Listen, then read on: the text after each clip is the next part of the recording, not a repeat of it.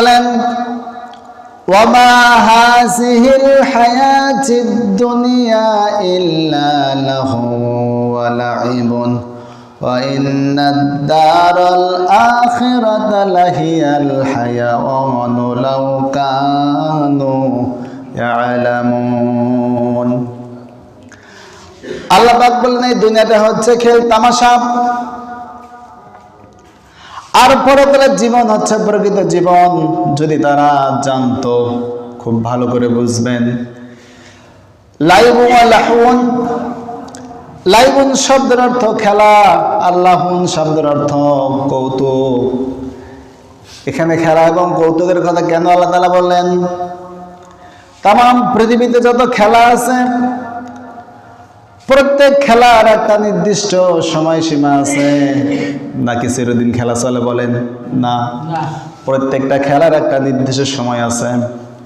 Football খেলার 90 minute, cricket খেলার 50 over বা 20 ওভার, এরকম প্রত্যেকটা খেলার নির্দিষ্ট একটা সময় আছে, এরপরে এটা শেষ হয়ে যায়।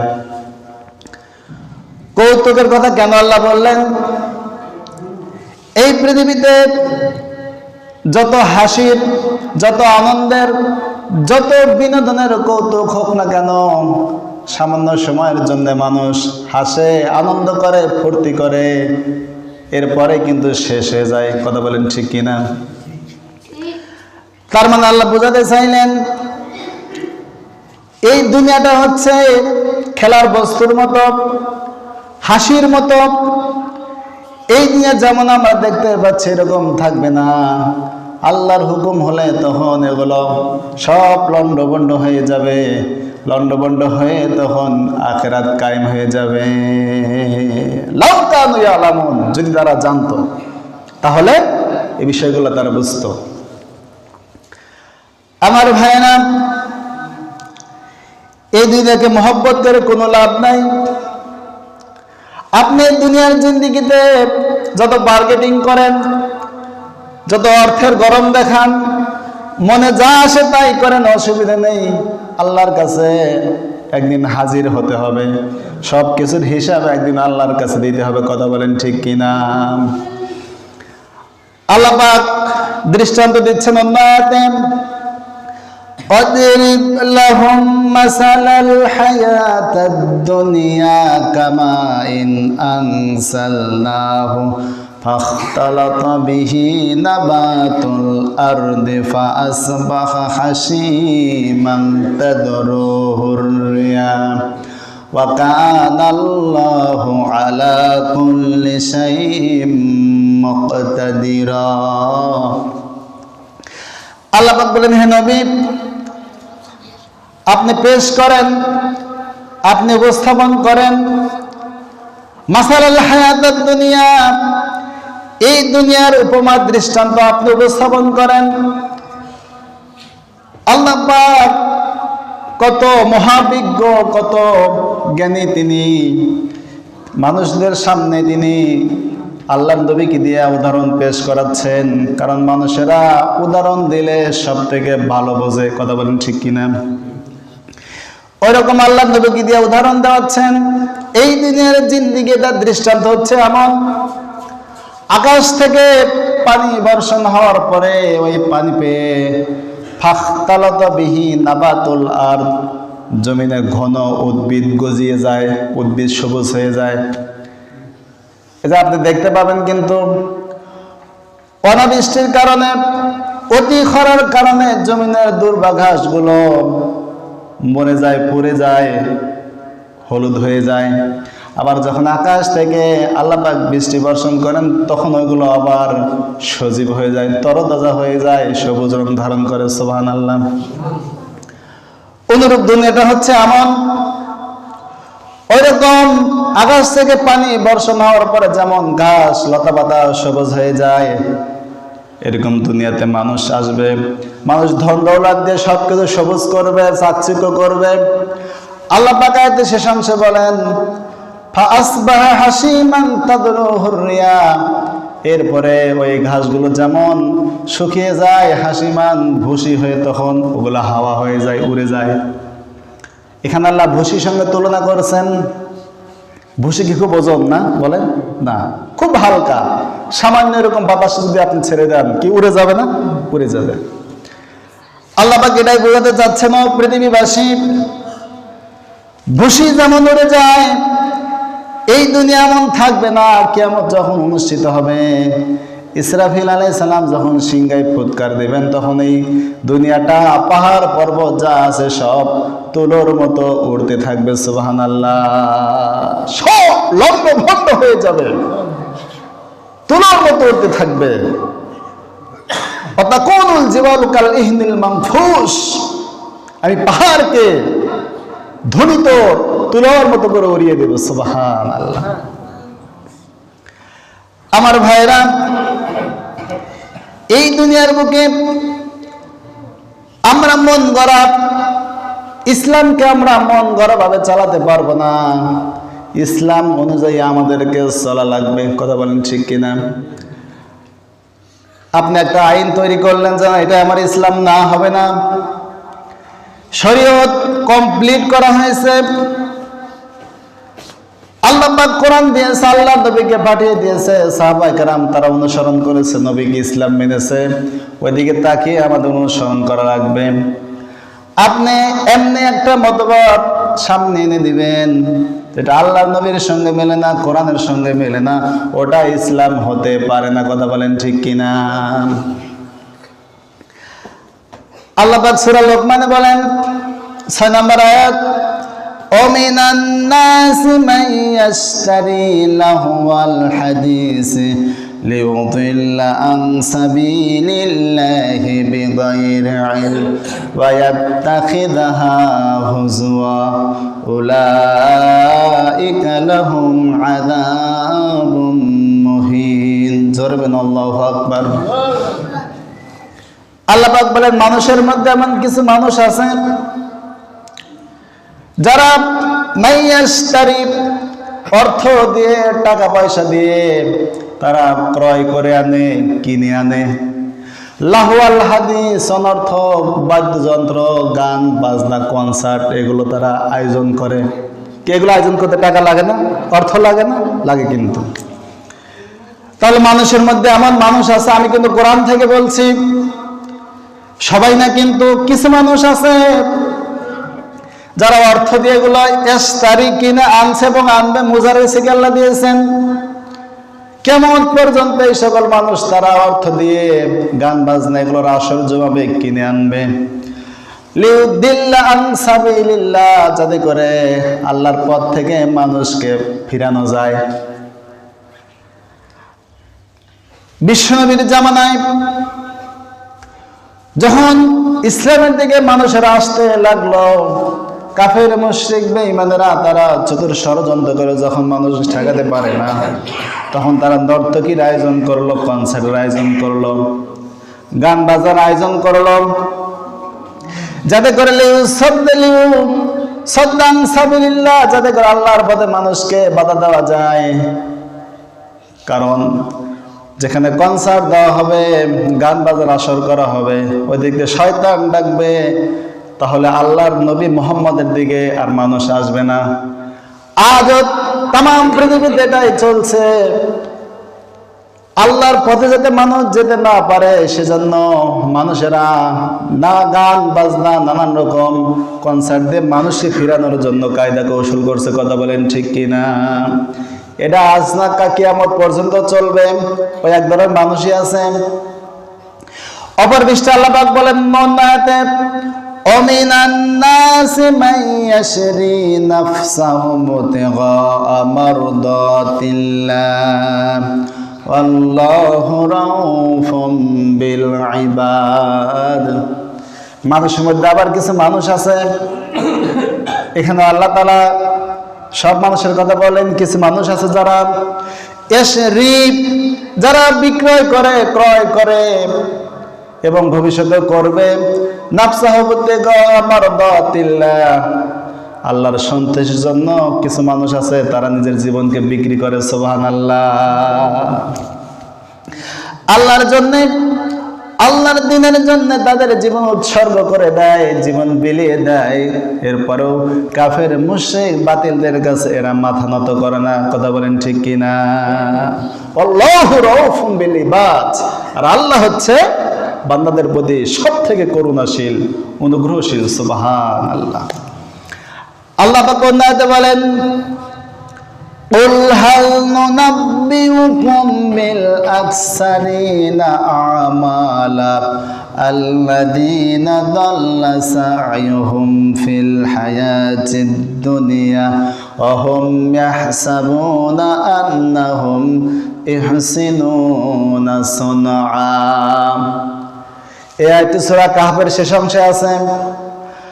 আল্লাহ তাআলা বলেন, হে নবী আপনি বলেন, হাল নুনাব্বিউকুম বিল আকসারিনা আমালা, আমি কি তোমাদের সংবাদ দেব না, খবর দেব না? কি খবর সেটা?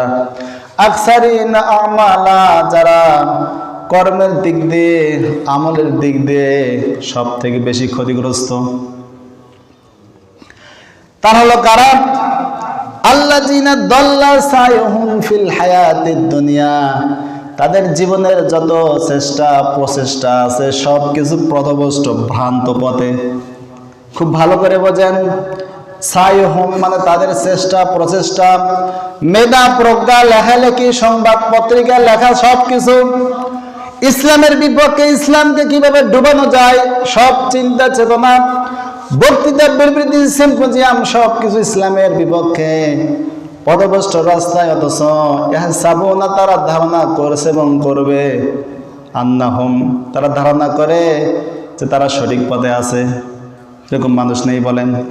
নিজে আমল করে নিজের মতো, অথচ বড় বড় কথা বলে এবং চিন্তা করে, চেতনাই থাকে যে আমরা সঠিক পথে আছি, অথচ কাজ কিন্তু সব বিপরীত। কথা বলেন ঠিক কিনা? এই যে স্বৈরাচার পালালো, এখনো কি নত স্বীকার করেছে? বলেন, কি করেছে? না। ও যা করেছে, যেভাবে মানুষ হত্যা করেছে, দেশের যে সম্পদ নষ্ট করেছে, আমার তো মনে হয় কিয়ামত পর্যন্ত ও যদি জীবন পায় আর ওকে যদি ফাঁসি দেওয়া হয়, হত্যা করা হয়, যে অন্যায় করেছে ওর শোধ মিটবে না। কথা বলেন ঠিক কিনা? এত ক্ষতি করেছে, কিন্তু সে কিন্তু মনে করে না আমি ভালোই করেছি, ওর ধারণা। এরকম তাম পৃথিবীতে এমন অনেক মানুষ আছে যারা অন্যায় করে, অন্যায় স্বীকার করে না, মনে করে যে আমি ভালো করছি। নিজে মনে করলেই হবে না, কোনটা অন্যায় কোনটা অন্যায় এর রোডম্যাপ নেব কোরআন থেকে, আল্লাহর রসুল থেকে, সিরাত থেকে, হাদিস থেকে আমরা নেব। কথা বলেন ঠিক কিনা? এই জন্য পার্থিব জীবনকে যদি আমরা গুরুত্ব দেই তাহলে আমাদের জীবন বরবাদ হবে। আল্লাহর নবীজি বলেন, পার্থিব জীবনের দৃষ্টান্ত হচ্ছে এমন, যদি কোনো ব্যক্তি সাগরের মধ্যে আঙ্গুল ডুবিয়ে দেয়, এরপরে লক্ষ্য করো আঙ্গুলের সঙ্গে কতটুকু পানি ওঠে। কি খুব বেশি উঠবে না, চতুর্দিকে একটু ভিজানো থাকবে, কিন্তু কোনো পানি কিন্তু থাকবে না, একটু চতুর্দিকে যে স্কিন, চামড়াটা আছে এটা একটু ভিজা থাকবে। কি বুঝতেছেন? তাহলে চিন্তা করেন, আঙ্গুল ডুবানোর পরে যেইটুকু পানি আপনার আঙ্গুলের সঙ্গে উঠবে, আর এই যে মহাসমুদ্র আছে, তাহলে পরকালে তুলনায় আপনার দুনিয়াটা হচ্ছে আঙ্গুলের চতুর্দিকে ভিজানো আছে। চিন্তা করেন পরকাল কত বড়। আমার ভাইয়ের কথা মাঝে মধ্যে আমি বলি, দুনিয়ার জিন্দেগিতে পড়ালেখা করলে, ফেল করলে আবার পরীক্ষা দেওয়ার সুযোগ থাকে, 10 বার করলে 20 বার করলে অসুবিধা নেই, পরীক্ষা দেওয়া যাবে। শুধু রেজিস্ট্রেশনের মেয়াদ পার হয়ে গেলে আবার রেজিস্ট্রেশন করা লাগবে। কিন্তু আখিরাত আদালতে আপনি যদি ওই পরীক্ষায় ফেল করে বসেন, তাহলে পুনরায় পরীক্ষা দেওয়ার আর সুযোগ থাকবে না। থাকবে না। এই জন্য প্রিয় ভাই সব, এই সংক্ষিপ্ত জীবনকে আমাদের কাজে লাগাতে হবে। মন গড়া বাবা কি বললো, ওইটা কি বললো, ওইটা দলিল না। দলিল কি বলে? কোরআন। কি বলে? কোরআন, রাসূলের হাদিস। ওইটা নিয়ে আমাদেরকে চলতে হবে। আপনি যতই বাড়াবাড়ি করেন, যতই আপনি মনে করেন ভ্রান্ত জিনিস চালু করে দিয়ে মনে করেন এটা আমার সঠিক, এটা ঠিক, প্রিয় ভাই সব, আপনি ধরা খাবেন যেদিন আপনি মরে যাবেন, যেদিন কবরে চলে যাবেন, তখন কি কেউ সাথে যাবে না? তখন ঠিক ফেরেশতা পিটানি দেবে আর বলবে এটাও ঠিক। কথা বলেন ঠিক কিনা? প্রিয় ভাই সব, আসুন আমরা আজকে যে বিষয়ে কথা বলবো, আমানত সম্পর্কে কথা বলতে চাইছিলাম, সময় তো নেই, আর একটু বাকি আছে সময়। আমানত এমন একটা গুরুত্বপূর্ণ বিষয়, আমরা মনে করি টাকা পয়সা গচ্ছিত রাখা এটা আমানত, বিষয়টা এমন না। আমানতের ব্যাখ্যা যদি আপনি বোঝেন, গোটা জিন্দিগির লেনদেন, চলাফেরা, কথা বলা, নির্বাচন, প্রচারণা সবকিছু আপনার আমানত হবে। কি কথা বুঝতেছেন? আল্লাহ পাক বলেন, ইন্নাল্লাহা ইয়া'মুরুকুম আন তু'আদ্দুল আমানাতি ইলা আহলিহা। নিশ্চয় আল্লাহ পাক আপনাকে আদেশ করেছেন, নির্দেশ করেছেন, আমানতের যে আসলে হকদার তার কাছে আপনি হক ফিরিয়ে দেন। অর্থাৎ যেটা যার হক তাকে ফিরিয়ে দেওয়া, এই দায়িত্ব পালন করার নামে আমানত। কি বলেন? আমানত। এখন নির্বাচন এটা আমানত।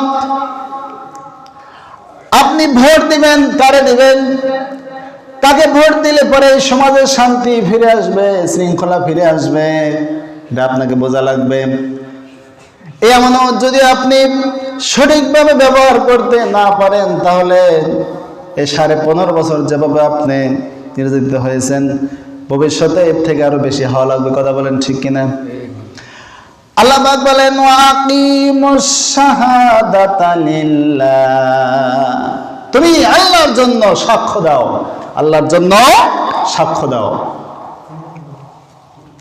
আল্লাহ পাক আবার বলেন, ইয়া আইয়ুহাল্লাযীনা আমানু কুনু কাওয়ামিনা বিল কিসতি শুহাদাআ লিল্লাহ ওয়ালাউ আলা আনফুসিকুম বিল ওয়ালিদাইনি ওয়াল আকরাবিন ইলা আখিরিল আয়াত।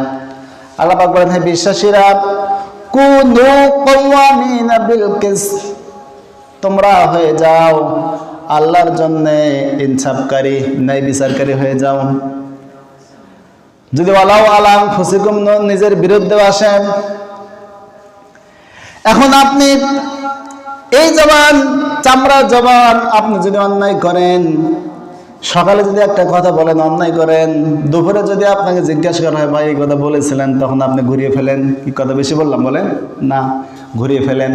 অথচ আল্লাহর কথা হচ্ছে ইনসাফ প্রতিষ্ঠাকারী হতে হবে, ইনসাফের উপর থাকতে হবে। যদি তোমার ওয়ালা ফুজুকুম নিজের বিপক্ষে চলে যায়, আপনি দেখতে পাচ্ছেন যে আমি বলেছি ভাই কাজ করেছে, এটা আমার জন্য ক্ষতি, এরপরে যখন আপনার কাছ থেকে সাক্ষ্য গ্রহণ করা হবে, তখন ওই সঠিক সাক্ষ্যটাই দেওয়া লাগবে। কথা বলেন ঠিক কিনা? আবিল ওয়ালিদাইন ওয়াল আকরাবিন, যদি তোমার পিতামাতার বিরুদ্ধে যায়, যদি তোমার আত্মীয় স্বজনের বিরুদ্ধে যায়, যেটা সঠিক, যেটা ইনসাফ, ওই ইনসাফের উপরেই প্রতিষ্ঠিত থাকা লাগবে। আল্লাহ তাআলা অন্যায়তে বলেন, ওয়াতাওয়ানু আলাল বিররি ওয়াত তাকওয়া ওয়ালা তাআনু আলাল ইসমি ওয়াল উদওয়ান। ওয়াতাওয়ানু আলাল বিররি ওয়াত তাকওয়া, তোমরা সহযোগিতা করো। কি করে বলেন? সহযোগিতা করো। বিররি ওয়াত তাকওয়া, কল্যাণকর কাজে, তাকওয়ার কাজে তোমরা সহযোগিতা করো। সমাজের কেউ যদি ভালো কাজ করতে চায়, তাহলে ওই কাজে সহযোগিতা করতে হবে। এটা কার নির্দেশ বলেন? আল্লাহর। কিন্তু আয়াতের পরের অংশে আবার সীমারেখা দিয়ে দিয়েছেন, ওয়ালা তাআনু আলাল ইসমি ওয়াল উদওয়ান, কিন্তু যেটা পাপের কাজ, কিসের কাজ বলেন? পাপের কাজ। ওয়াল উদওয়ান, আল্লাহর সীমা লঙ্ঘনকারী কাজ, ওটা তার সহযোগিতা করা যাবে না। যদি আপনি সহযোগিতা করেন, তাহলে আপনি তাদের সঙ্গে মিলিত হয়ে গেলেন। আমার ভাইরা, সমাজে দেশে যদি অন্যায় চলতে থাকে, এই অন্যায় যদি প্রতিরোধ করা না যায়, শক্তির সামর্থ্য না থাকে, তাহলে অন্তত কথার দ্বারা বলা লাগবে। কথার দ্বারা যদি আপনার শক্তি সামর্থ্য না থাকে, অন্তত অন্তরে অন্তরে এই জিনিসটা আপনি উপলব্ধি করা লাগবে, ঘৃণা করা লাগবে। কিন্তু আমাদের অবস্থা এমন হয়ে গেছে, আমাদের অবস্থা একেবারে ইমানের থার্ড ক্লাস পর্যায়ে চলে এসেছে। অন্তরে ঘৃণা করা ছাড়া আর উপায় নেই। কথা বলেন ঠিক কিনা? কারণ আমাদের শক্তি নাই, আমাদের অর্থ নাই, ক্ষমতা নাই। আমরা অন্যায় বন্ধ করব কি করে? বলেন ঠিক কিনা প্রিয় ভাই সব? এজন্য অন্তরে ঘৃণা করা ছাড়া আর আমাদের পথ খোলা নাই। অথচ আল্লাহর নবী বলেন, কোন দেশে কোন সমাজে যদি অন্যায় চলতে থাকে, অথচ কান খাড়া করে শুনবেন, অন্যায় বন্ধ করার সামর্থ্য আছে, এরপরে যদি চুপ থাকে, অন্যায় সহ্য করে, তাহলে এমন অবস্থা হবে ওই জাতি যখন আল্লাহর দরবারে হাত তুলে দোয়া করবে, তখন আল্লাহ তাআলা কারো দোয়ার কবুল করবেন না। নাউজুবিল্লাহ। সমাজে এমন লোক থাকে না বলে যে অন্যায় বন্ধ করার সামর্থ্য আছে কিন্তু এরপরেও করে না? এরকম নেই বলে? আছে কিন্তু। এই জন্য প্রিয় ভাইরা, দুনিয়ার জিন্দেগিতে মত্ত হলে চলবে না। আখিরাতের প্রতি আমাদের উদ্বুদ্ধ হয়ে আমাদের আমানত ঠিক রাখতে হবে। এই যে জবান কথা বলে, এটা আমানত। এই যেখানে কথা বলছি রেকর্ড হচ্ছে, এটা বিশ্বে ছড়িয়ে যাবে। আর শুধু তাই নয়, ফেরেশতা কিন্তু রেকর্ড করছে। কিয়ামতের ময়দানে সব রেকর্ড চালু করা হবে। কথা বলেন ঠিক কিনা? কি চালু করা হবে না? অবশ্যই হবে। ভিডিও হচ্ছে। আমি কালকে যদি বলি যে আমি কথা বলি নাই, আর এটা যদি চালু করে দেওয়া হয়, এটাকে মানবে? বলেন মানবে না। তাহলে আমার প্রতিটা চিন্তা, চেতনা, কথা, কাজ, অ্যাক্টিভিটি সব কিছু আল্লাহ তাআলা রেকর্ড করে ফেলছে ফেরেশতার মাধ্যমে। কিয়ামতের ময়দানে সব কিছু আল্লাহ তাআলা ওপেন করে দিবেন। কিন্তু আমাদের এমন কর্ম, যেই কর্মের হিসাব সারাদিন যে কাজগুলো আমরা করি, আমাদের লেনদেন, আমাদের আচার আচরণ, আমাদের ব্যবহার, আমাদের বাজারঘাট যা করি, রাতের বেলায় যদি শুয়ে শুয়ে হিসাব করি, তাহলে মনে হয় নিজের কাছেই যেন কেমন নিজেরাই ধরা খেয়ে যায়। কথা বলেন ঠিক কিনা? তাহলে নিজেরাই যদি ধরা খাই, পরকালে ধরা খাবো না? অবশ্যই খাবো। এই জন্য প্রিয় ভাই সব, আমাদের ভিতরে স্বচ্ছতা আনতে হবে, ট্রান্সপারেন্সি আনতে হবে। তাহলে আল্লাহ তাআলা আমাদেরকে মুক্ত করবেন। আল্লাহ তাআলা সকল অশ্লীল, সকল অনাচার থেকে আল্লাহ তাআলা আমাদেরকে হেফাজত করুন। সকলে বলেন আল্লাহুম্মা আমিন। তারা সুন্নাত পড়ে নাই? সুন্নাত পড়েনি।